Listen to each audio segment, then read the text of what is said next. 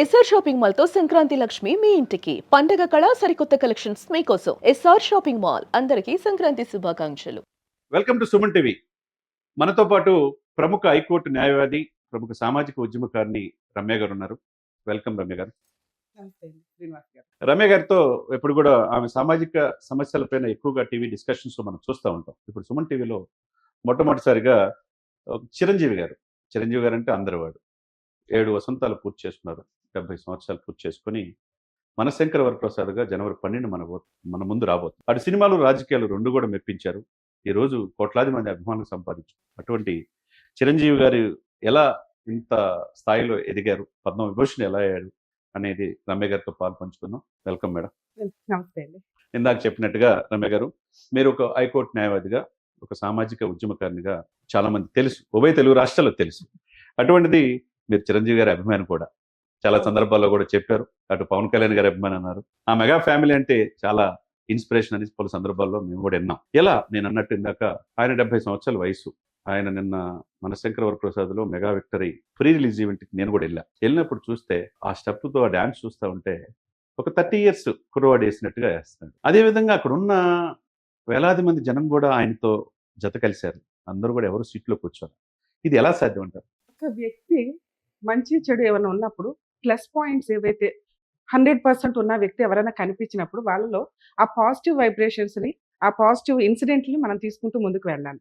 కానీ ఈ రోజున సోషల్ మీడియా ఎంత అధ్వానంగా తయారైందంటే కామెంట్ చేయడానికి వెనక ముందు ఏది ఆడదు. ఏ రేంజ్ లో ఉన్న వ్యక్తులను కూడా ఆలోచించట్లేదు. వీళ్ళకి నోరు ఎంత ఉంటే అంత, లేకపోతే ఎట్లా పడితే అట్లా వీడియోస్, వాళ్ళ ఫాలోవర్స్ ఎవరైతే ఉంటారో ఆ 10 మంది అవి లైక్ చేస్తారు తప్ప అపోజిషన్ వాళ్ళు కూడా లైక్ చేసేలాగా వీడియోలు చేస్తాం అంటేనే అది పర్ఫెక్ట్ వీడియో కింద లెక్క.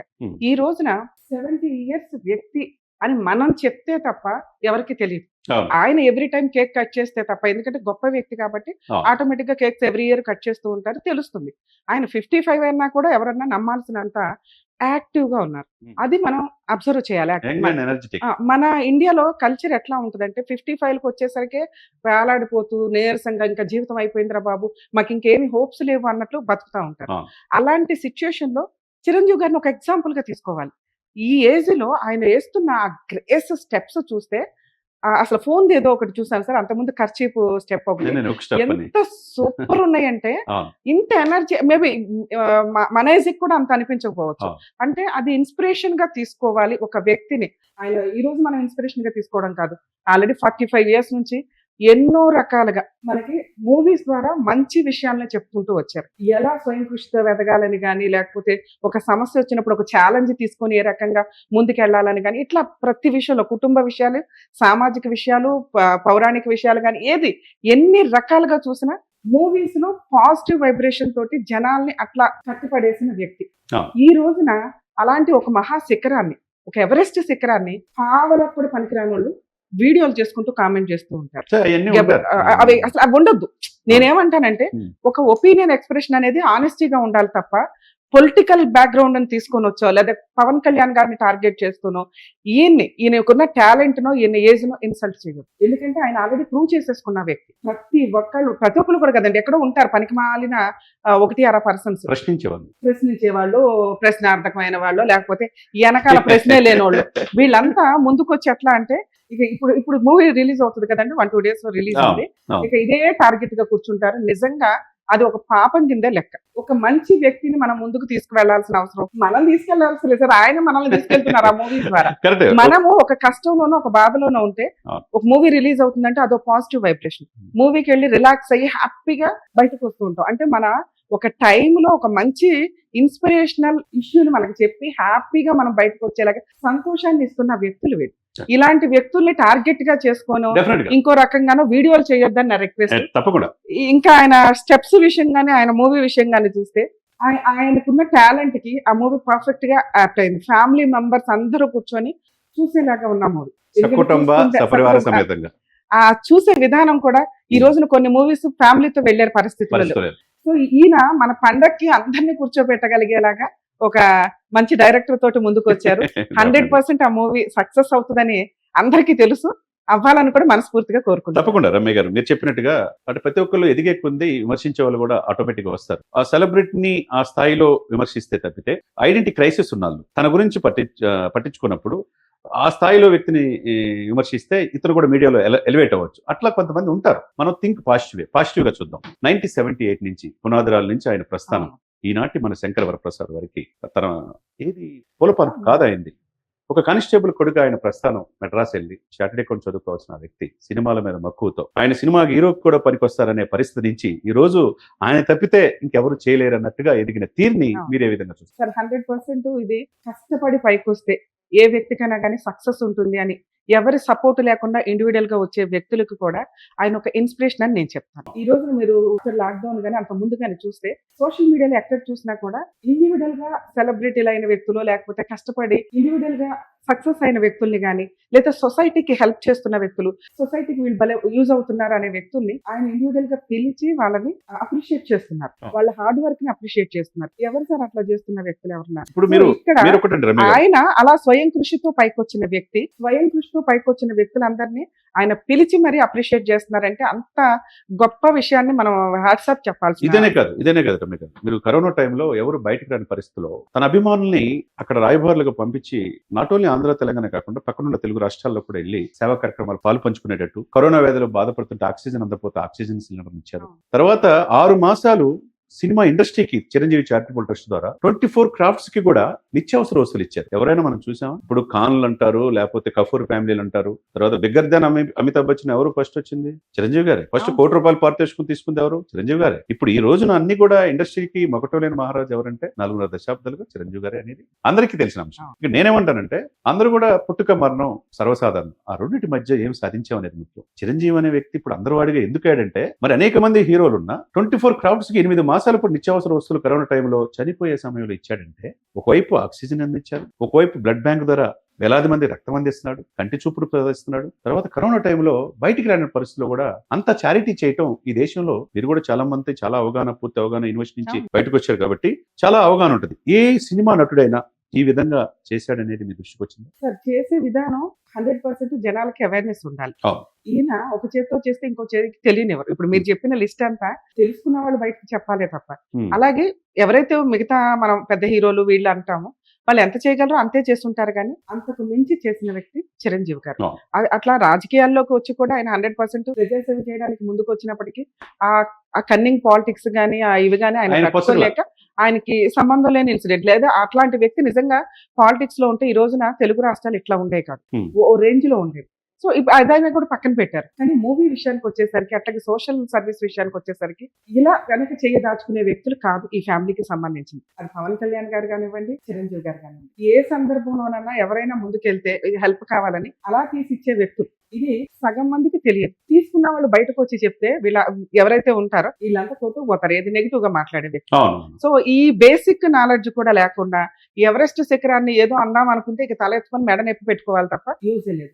ఈ మూవీ రిలీజ్ టైంలో కూడా నెగిటివ్ గా మాట్లాడాల్సినంత నెసెసిటీ ఉండదు, కానీ కొన్ని జెండాలు రెడీ అవుతాయి అక్కడ.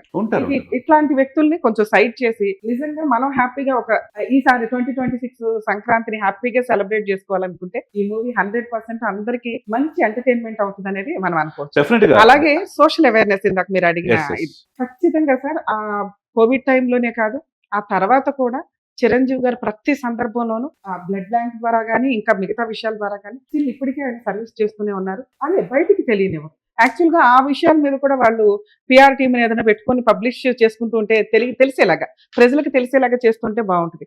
కానీ అటువంటి లక్షణాలు ఆయనకి లేవు. చేసింది ఒక చేతికి చేసింది ఇంకో చేతికి తెలియదు గొప్పతనం. ఇంకోటి మన కోతవేటు సుమన్ టీవీకి ఆపోజిట్ లో బ్లడ్ బ్యాంక్ ఉంటుంది. దాన్ని ప్రారంభోత్సవానికి అబ్దుల్ కలాం గారు వచ్చారు. అబ్దుల్ కలాం గారు మీరైనా నేనైనా మన అందరికీ స్ఫూర్తి ప్రదాత. 67 యూనివర్సిటీలు డాక్టరేట్లు పొంది అటువంటి అబ్దుల్ కలాం గారు ఆయన చనిపోయినప్పుడు రజనీకాంత్ గారు ఒక మాట అన్నారు, అన్నిటికంటే ఈ డాక్టరేట్లు ఇవన్నీ కాదు, ఆయన జీవించిన కాలంలో మనం జీవించుంటూ గొప్పతనం అన్నాడు. అట్లనే చిరంజీవి గారు నిజంగా ఇంత స్ఫూర్తి ప్రదాత అయ్యి తనకి వచ్చిన దాంతో నాకు కావాల్సిందంటే దేవుడు ఎక్కువ ఇచ్చాడు, ఇక సమాజం కోసమే నా జీవితం అంకితం అంటున్నాడు. అటువంటి వ్యక్తి పద్మవిభూషణుడు 6 ఫిల్మ్ఫేర్ అవార్డ్స్ వచ్చినాయి. తర్వాత మొన్న గిన్నిస్ బుక్ రికార్డ్ ఆయన స్టెప్స్ వచ్చినాయి. ఇవన్నీ చూస్తే ఎప్పుడు కూడా చెడు చెవిలో చెప్పండి, మంచిని 10 మందిలో చెప్పండి అంటాడు. మరి ఆయనకే ఎందుకు ఈ విమర్శలు అంటారు? అదే సార్, ఈ రోజున ఒక గొప్ప స్టేజ్కి వెళ్ళటానికి ఎంత కష్టపడినా స్టెప్ బై స్టెప్ వెళ్ళే స్టేజ్ లేదు. బూతులు మాట్లాడినా సెలబ్రిటీలు అయిపోతున్నారు, పిచ్చి పిచ్చి వీడియోలు చేస్తూ సెలబ్రిటీలు అవుతున్నారు. సెలబ్రిటీ తనానికి ఒక వాల్యూ లేకుండా పోయింది. ఒకప్పుడు చిరంజీవి గారు అంటే ఒక దేవుడు లాగా, అసలు ఆ ఫోటో కనిపించినా చాలు అనే స్టేజ్. ఉమ్, అటువంటిది ఈ రోజున నేను నేను కూడా సార్ని కలిసానండి, చిరంజీవి గారిని. ఉమ్, యాక్చువల్ గా నేను సుమలత గారితో మా టీవీలో ఒక ప్రోగ్రామ్ చేసేదాన్ని. పక్కనే మీలో ఎవరు కోటీశ్వర్లు అనే ప్రోగ్రామ్ జరుగుతుండేది ఒక 15 ఇయర్స్ బ్యాక్ స్టోరీ. ఆ రోజు సార్ వాళ్ళ మదరు మా వీడియోస్ చూస్తూ సుమలత గారు, రమ్య గారు ఇట్లా ఒక ఐడెంటిఫికేషన్, అంటే ఆ ఏజ్ కి నాకు చాలా గొప్ప. ఉమ్. అలాంటిది సార్ని కలిసి ఒక ఇన్సిడెంట్ వస్తే ఎంత హ్యాపీ ఫీల్ అయినంటే, ఆయన డౌన్ టు ఎర్త్ మాట్లాడుతున్నారు. ఇంకా అసలు ఆయన దగ్గర నేర్చుకోవడానికి అదో పెద్ద పుస్తకం ఒక రకంగా.